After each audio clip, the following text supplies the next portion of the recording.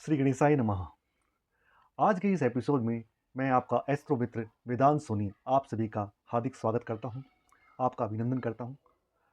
दोस्तों, जैसे कि कल हमने बात की थी पिछले एपिसोड नंबर 2 में कि हमने कुंडली के बारे में हमको बताया था आपके कि कौन सा भाव कौन से कहाँ पर होता है, कौन से चरण में होता है और कौन से भाव के अंदर लगन होता है और लगन के अंदर कौन से जगह पर जो राशियाँ होती हैं वो स्थित होती हैं, ठीक है?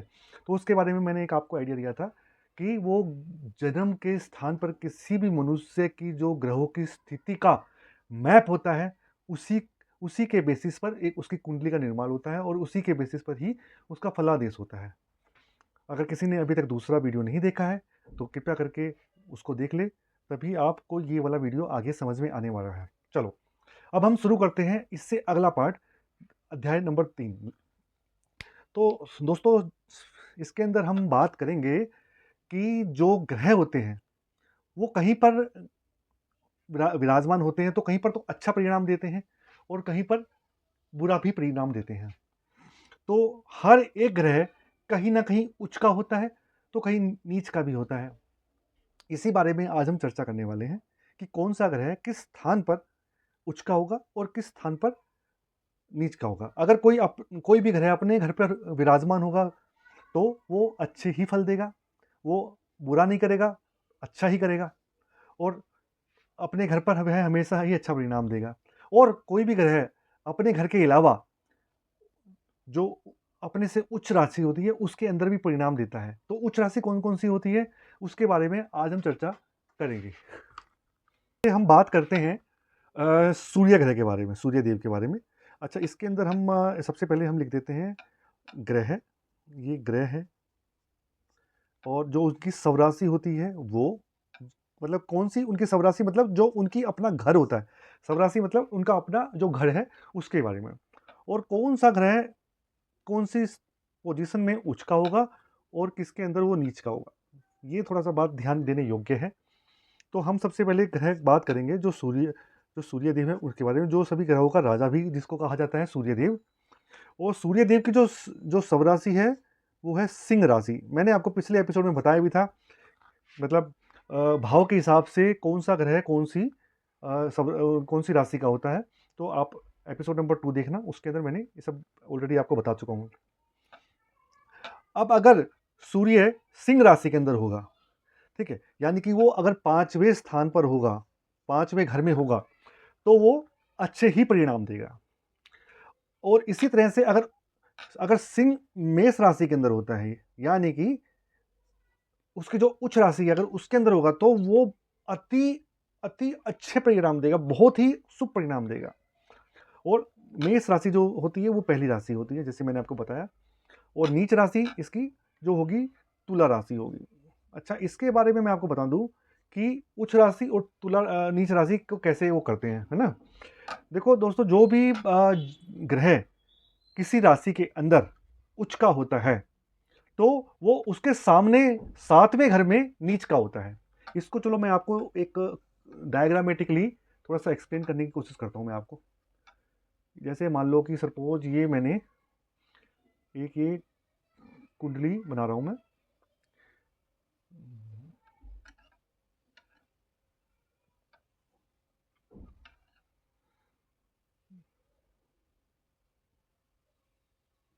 ये हो गया ना?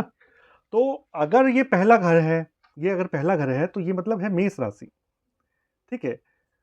उसी तरह से ये दूसरा घर होगा, जैसे मैंने आपको कल बताया था, ये तीसरा होगा, ये चौथा होगा, ये 5वां होगा, ये छठा होगा, ये 7वां और ये 8वां, 9वां, 10वां, 11वां और 12वां, ठीक है? सबसे पहली बात, जो क्रमवार होती है वो ऐसे एंटी क्लॉकवाइज चलती है, क्लॉकवाइज नहीं चलती, एंटी क्लॉकवाइज चलती है। जो सबसे पहली बात है, किसी भी कुंडली का निर्माण करने के लिए एंटी क्लॉकवाइज चलती है। अच्छा, जो 7वीं राशि है अपनी, जो मैंने कल टेबल बनाई थी, तो उसमें 7वीं जो राशि है वो है तुला राशि, जो है शुक्र देव की राशि। तो कहने का मतलब ये है कि अगर सूर्य देव इसके अंदर उच्च के हैं, तो इसके अंदर सूर्य देव नीच के होंगे, ठीक है? उसकी जो 7वीं राशि है उसके अंदर नीच के होंगे। ऐसे ही चलो, अब अगली बात करते हैं चंद्र के बारे में। जो चंद्र देव हैं, वो कर्क राशि उनकी स्वराशि होती है, और कर्क राशि जैसे ये चौथे नंबर की राशि होती है। और ये कर्क जो अपने चंद्र देवता होते हैं वो मेष से अगली कौन सी आती है, वृष राशि के अंदर उच्च के होते हैं। और इसकी जो सातवीं राशि जो होती है, कोरस्पॉन्डिंग जो सातवीं राशि है वो है वृश्चिक चक्र। ठीक है, यानी कि जो ये मेष है तो ये ऑब्वियस सी बात है, ये वृष राशि हो जाएगी। ठीक है, अब वृष का सातवां भाव कौन सा हो गया, 1 2 3 4 5 6 7, ये वाला, यानी कि ये वृश्चिक चक्र राशि हो जाएगी। आ रही है ना बात समझ में, सातवां घर। तो ये अगर चंद्रदेव की बात करूं तो चंद्रदेव इसमें तो उच्च के होंगे और इसके अंदर नीच के होंगे।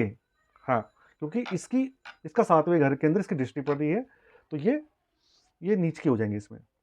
तो ये भी चीज आपको देखनी पड़ेगी। ये दूसरे नंबर की राशि है और ये 8वें नंबर की है। ओके, चलो अगली बात करते हैं हम मंगल देव के लिए। अगला जो ग्रह है वो है मंगल देव। अच्छा, जैसे कि आपको मैंने कल बताया था कि मंगल देव की 2 राशियां होती है, एक होती है मेष और एक होती है वृश्चिक,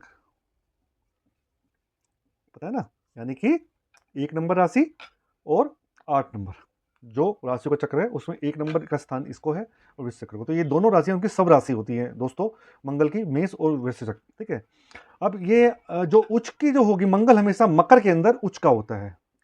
ठीक है, मंगल हमेशा मकर के अंदर उच्च का होता है, यानी कि 10वें घर के अंदर ये उच्च का होता है। अब 10वें घर से अगर ये मान लो 10वां घर है तो उसका 7वां घर आप गिनो, 1 2 3 4 5 6 7, यानी कि चौथा घर कर्क। चौथा कौन सा होता है, कर्क।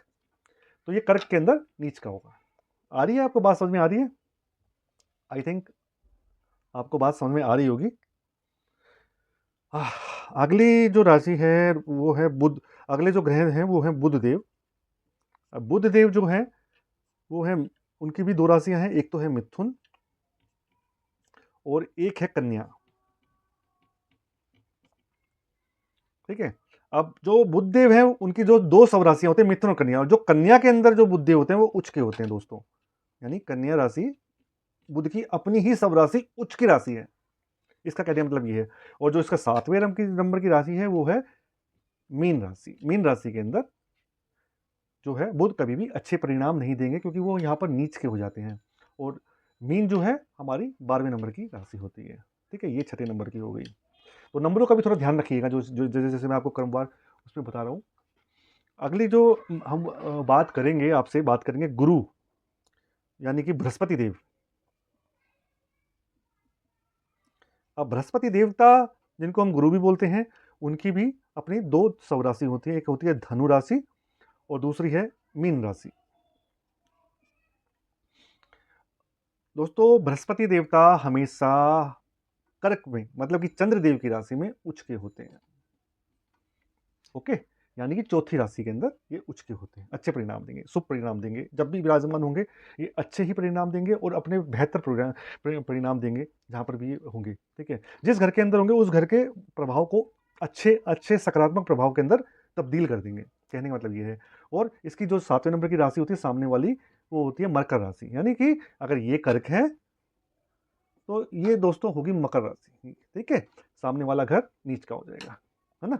और मकर राशि का जो 10वें नंबर का घर होता है।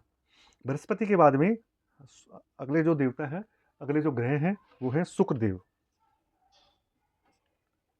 अच्छा, शुक्रदेव जो है उनकी भी 2 राशियां हैं, एक वृष राशि है जो कि दूसरे नंबर की है, और जो अगली राशि है वो है तुला राशि, 7वां नंबर। ये दोनों सब राशि हैं दोस्तों शुक्रदेव की। और जो शुक्रदेव हैं वो हमेशा मीन राशि में, यानी कि 12वें स्थान पर उच्च का ही परिणाम देंगे। ठीक है, उच्च का ये। और इसकी जो 12वें की जो इसके सामने वाली राशि कौन सी वाली होगी, हो जाएगी, बताइए? कन्या राशि। कन्या राशि में इन अगर कभी भी शुक्रदेव अगर विराजमान है तो वो अच्छे परिणाम नहीं देंगे, यानी कि बुध के साथ में अच्छे परिणाम नहीं देंगे 6ठे घर के अंदर। अब हम बात करते हैं शनि देवता के बारे में। जो शनि ग्रह है उनका क्या रहता है। शनि देव को देवता की भी दोस्तों 2 राशि है, मकर राशि और कुंभ राशि। कुंभ राशि, मकर और कुंभ दो दो राशियां हैं इनकी, और ये हमेशा तुला के अंदर जब भी होंगे ये अच्छे परिणाम ही देंगे, और मेष के अंदर अच्छे परिणाम नहीं देंगे। अगर मतलब मान लो पहले ही घर में अगर बैठा है शनिदेव, तो कभी भी आपको सकारात्मक प्रभाव नहीं देगा। अगर ये शुक्र तुला के साथ बैठा है, तुला मतलब सातवें घर, सातवां घर किसका होता है? शुक्र देव का होता है, और शुक्र और शनि दोनों मित्र होते हैं, मित्र ग्रह हैं, तो वो हमेशा उसमें अच्छा ही परिणाम देगा, और बिल्कुल 100% अच्छे परिणाम ही देगा। अच्छा, दो ग्रह और भी होते हैं दोस्तों, जैसे एक होता है राहु, इनको छाया ग्रह बोलते हैं। इनकी कोई स्वराशि तो होती नहीं है, ठीक है, लेकिन जो ये अच्छे परिणाम देते हैं वास्तविकता में, वो देते हैं वृष में और मिथुन में। अगर ये वृष में और मिथुन में विराजमान है तो इनके परिणाम उच्च के ही आएंगे, लेकिन अगर ये वृश्चिक चक्र में बैठे हैं 8वें नंबर में, तो इसके परिणाम अच्छे नहीं होंगे, ये नीच का हो जाएगा। राहु हमेशा वृश्चिक चक्र में 8वें नंबर के घर के अंदर नीच का होता है, ठीक है। ऐसे ही अगर राहु है तो केतु हमेशा उल्टा चलता है, यानी कि ये वृश्चिक चक्र में उच्च का हो जाएगा और वृष मिथुन में नीच का हो जाएगा, इसमें नीच का हो जाएगा। तो ये कुछ जो चीजें हैं मैंने आपको एक चार्ट में बिल्कुल एकदम क्लियरली एक्सप्लेन कर दी है कि कौन सा ग्रह कहाँ पर स्थित होगा तो कहाँ कैसे परिणाम देगा, और कहाँ पर होगा वो अच्छे परिणाम नहीं देगा। एक बार मैं फिर से आपको थोड़ा सा इसके बारे में डिटेल में बता देता हूँ कि ये सबसे पहले अगर बात करते हैं सूर्य ग्रह की, बात करते हैं तो सूर्य ग्रह की स्वराशि सिंह राशि होती है दोस्तों, और ये मेष में उच्च का होता है, तुला में नीच का होता है। चंद्र जिनकी स्वराशि कर्क है, वृष में उच्च का होगा, वृश्चिक चक्र में 8 का। ऐसे ही मंगल देव मेष और वृश्चिक राशि स्वराशि है, मकर में उच्च की और कर्क राशि में नीच के होंगे। तो ये थोड़ा सा आपको देखना पड़ेगा, और इसी के आधार पर ही जब मैं फलादेश करूंगा किसी भी कुंडली का, आपके सामने जब मैं फलादेश करके करूंगा, तो मैं इन सभी फैक्टरों को ध्यान में रखते हुए ही उसका फलादेश करूंगा कि कहां पर कौन सा ग्रह सुफलदायी होगा या नहीं होगा। दोस्तों आज के इस एपिसोड में इतना ही। कल हम आपसे इससे अगले चरण का मैं जो लेसन है उसके बारे में डिस्कस करूंगा। तो आज जो मैंने आपको बताया कौन सी उच्च राशि है और कहाँ पर नीच राशि है, कौन से ग्रह कहाँ पर उच्च का होता है और कहाँ नीच का होता है। अगर दोस्तों आपको भी कोई समस्या है, कोई परेशानी है, तो मैं जल्द ही आपके साथ में एक व्हाट्सएप नंबर शेयर करूंगा, जिसके अंदर आप अपना कोई भी चीज़, अगर आपको कोई परेशानी है या कुछ भी आपको प्रेडिक्शंस लेनी है, तो आप मेरे को डायरेक्ट मैसेज कर सकते हैं। मैं आपको उसमें बिल्कुल आपके सवालों का एकदम निःशुल्क ही जवाब दूंगा, कोई इसमें वो नहीं लूँगा। आपकी एक समस्या, 2 समस्या को मैं बिल्कुल एकदम निःशुल्क बताऊंगा, तो आप मुझसे अपना कुंडली विश्लेषण भी करवा सकते हैं। मैं जल्दी आपके साथ शेयर करूंगा। तब तक के लिए नमस्कार, धन्यवाद।